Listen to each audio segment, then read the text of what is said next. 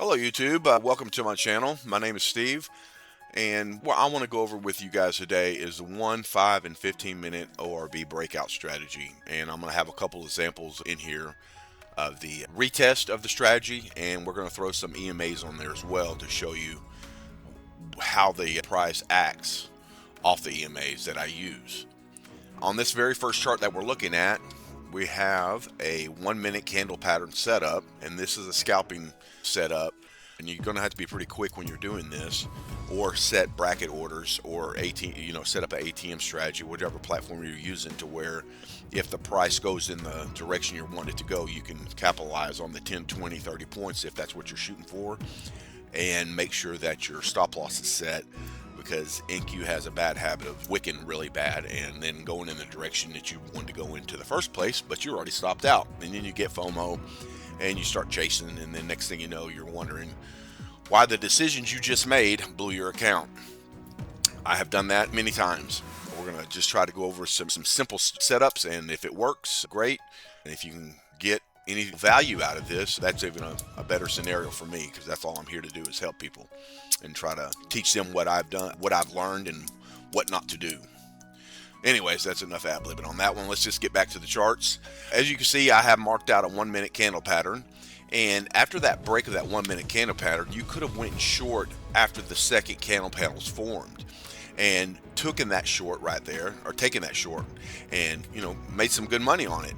Or you could have waited for it to retest and come back up just like it did, and then took another short after this little small consolidation area. So this is a good example of a 1 minute breakout strategy, or a 1 minute retest of the breakout 1 minute ORB strategy. And either way, to this date, or to when it happened on the June 26th, we had a good down day. It shot all the way down. Everybody made it. Hopefully, everybody that traded this pattern made some money that day, and they didn't keep trying to buy the bottoms, and it kept shorting on you. That's a 1 minute candle pattern, and I've incorporated the 1 minute and the retest of that as well. We're going to go over here, and we're going to jump over here to a 5 minute ORB setup. And right here, as you can see, let's make this chart bigger. It's choppy on the 5 minute, but I've broken the candle patterns out. That red candle right here is pretty much showing that it's a 830 candle pattern. So you can either do lines, I do boxes, but you can do the lines or whatever, and you just set the high and the low of that candle, and you wait for the price to break out from underneath it.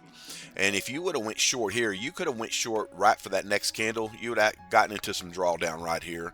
So you would have had to held that, which, let's see here, we're going right here to 84 to 500. So you would have got some drawdown. It depends if you're trading E-minis or you're trading in micros, on what you can withstand with the drawdown and how big your account is that you are trading on. But if you would have went short here, this would have been a good trade as well, because you could see the pattern. It jumped.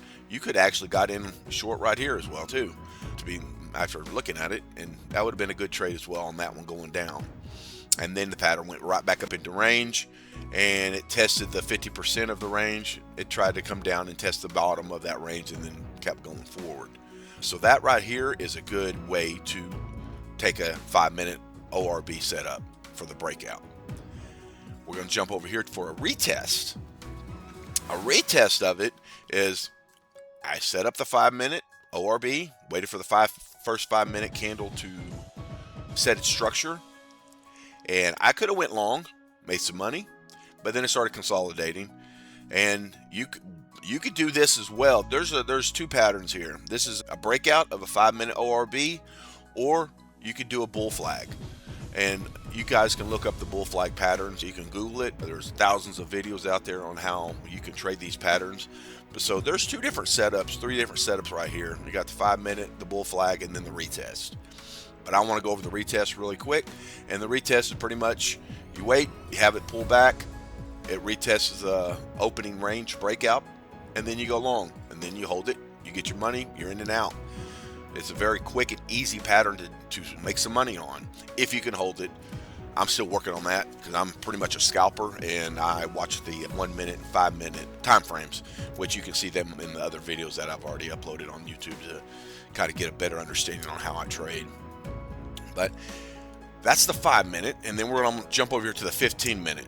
15 minute, you're going to have to have a lot bigger account, or you're going to trade micros and be able to withstand some of the drawdown, or have a real good entry strategy so you don't get whipsawed out and have the drawdowns that 15-minute candles can do.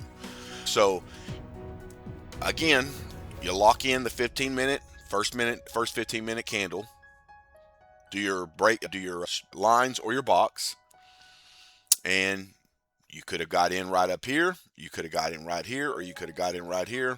Either way, this has been a winning trade. This is a 15-minute ORB breakout. You enter, you're out, you make your money, or you can come back and wait for it to retest. You can enter somewhere in this area right here and get out. You can see how we move this out of the way. You can see how this goes up, down, and up. So you could have got in right here, made your money up there. You could have got in when this candle broke this previous candle, got in right there, made the money. So this is a good way to trade the ORB setups. Now, for instance, if you guys are wanting to add some EMAs to your setups, I normally trade with a 14 and 50 EMA. So if we turn these on, you can see that the EMAs crossed over here before market opened around 8 o'clock. You could have went short right here and put your stop loss above both of these EMAs and held it. And what a day that would have been. And you always can go back to, if you're wanting to just trade off the EMAs, you have the 9 EMAs, the 21 EMAs. Everybody has a different way of trading the EMAs or the SMAs or whatever moving average that you want to put on your chart. They all lag a little bit, so always remember that. But at the end of the day, all they are is for better confluence to where, okay, if its price breaks this area, I don't want to get in. Or if it holds, I'll keep staying in, and that you can use that as your stop loss reference per se. So like right here, you can tell that the price went up, kind of tagged that 914 EMA and just rode it all the way down. So that would have been a good trade on that 1 minute. And if you come over here and we add the EMAs to the 14 and the 50, at 7 o'clock, it crossed right here. You could have put your stop loss underneath here and rode it all the way back up here. You would have got tagged out if you would have held it for a long time right there. Your stop loss would have got hit. But this is after market open, so this is really don't count in my opinion, because if you're trading pre-market, you make your money because you know when New York hits, there's going to be a lot of volume coming in, and you're going to either have to have a bigger account or size down for the movement of the market. But you can see that the price did hold the 50 EMA, because it did break the 50 EMA right here, but as soon as it broke, it went right back above it. It wicked down and just kept holding on the 50. So you could have traded off the 14, and as soon as the price broke off the 14 right here, you could have put your stop loss underneath this area and just held it, and if it broke, you would have got out, or you could have got out right here, especially off this wick, because this was a small reversal pullback, as you can see in hindsight. But if you see these kind of candle patterns right here, you can always say, okay, the price is going to start rejecting this area, and maybe I should, if I'm going long, I need to close my trade or scale down and take some of my money off the table. Same instance right here, you can add the 14 and the 50, and price never broke. They never did cross. There's a lot of ups and downs right here on pre-market, but it stayed, and then right here it just went off the charts in a sense. And when you get a good consolidation area where the 14 and the 50 are kind of coming together, and then the 14 starts pulling away from the 50, pretty much you can actually utilize the 14 as your stop loss and just trail your stop all the way up. And if there ain't really a candle that breaks underneath that 14, then it's golden. You just ride it to the promised land until you get tired of looking at it, and then you get out. So that's a good example there. And then we come over here to the 14 and 50 for the 15 EMA. We'll remove this out of the way. All right, so this is a nasty pattern, but You go back, you can see where the price dipped under here and just held. This is all hindsight, woulda, coulda, but if you look at the 14 and the 50, and you look at the 1 hour and the 4 hour charts to kind of get your direction of where the price might be going, then these EMAs work really well. This is a nasty 15-minute chart, in my opinion. It showed a good for the example I was trying to do, but other than that, there's really no crosses. There's a cross right there, but then it comes right back up here. So at the end of the day, if you're going to use a 14 and 50 EMA, it works really well, in my opinion, on the low 5-minute time frame to help for confluence and maybe put your stop loss and bounces off the 14 or the rejection or off the 50. So it works really well off that. But other than that, that's all I really wanted to go over this morning was the B setups that I had listed.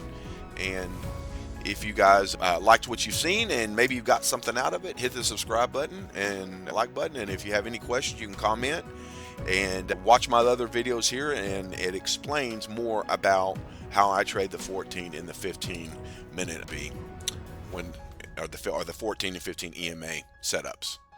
Again, YouTube, thank you, and you guys have a good day.